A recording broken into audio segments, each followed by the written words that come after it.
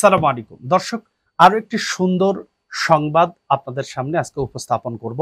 ৪-৫ দিনের মধ্যেই নির্বাচনের তারিখ ঘোষণা করবেন প্রধান উপদেষ্টা।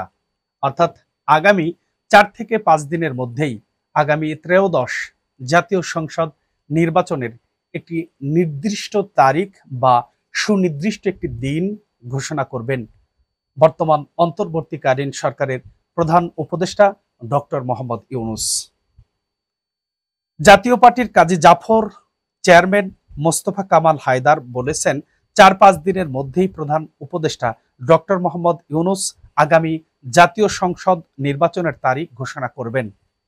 শনিবার বিকেলে প্রধান উপদেষ্টার সঙ্গে ১৪টি রাজনৈতিক দলের বৈঠক শেষে বেরিয়ে সাংবাদিকদের একথা বলেন তিনি। রাষ্ট্রীয় অতিথি ভবন যমুনায় এ বৈঠক অনুষ্ঠিত হয়।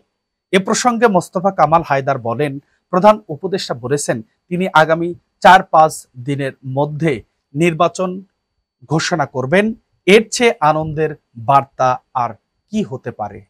অর্থাৎ যেই কথাটি প্রধান উপদেষ্টা ব্যক্ত করেছেন যে আগামী ৪ বা ৫ দিনের মধ্যেই হয়তোবা নির্বাচনের একটি সুনির্দিষ্ট তারিখ ঘোষণা করা হতে পারে, এমনটাই কিন্তু সাংবাদিকদের কাছে আজকের যমুনা ভবনে ১৪ দলের বৈঠক শেষে সাংবাদিকদের এমন কথাটাই ব্যক্ত করেছেন।